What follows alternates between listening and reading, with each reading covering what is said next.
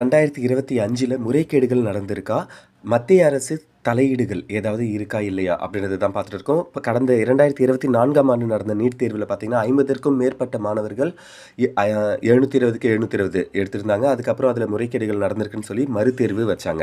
அதே மாதிரி NEET 2025 UG தேர்வுக்கான பிரஸ் ரிலீஸ் குடுத்துருக்காங்க. இதனுடைய ஹைலைட்ஸ பார்க்கும்போது நம்மளுக்கு திடுக்கிடும் தகவல்கள் தெரிய வருது.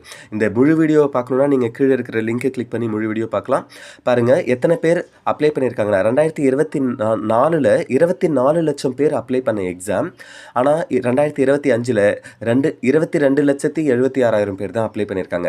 ஏன் இந்த 1,50,000 லட்சம் பேர் கம்மியா அப்ளை பண்ணியிருக்காங்க? இந்த தடவை ஏன் நீட் தேர்வுக்கு நெறைய பேர் அப்ளை பண்ணல? கேண்டிடேட்ஸ் அப்பியர் ஆனவங்களுடைய எண்ணிக்கையும் அதே மாதிரி கம்மியா தான் இருக்கு. சரி.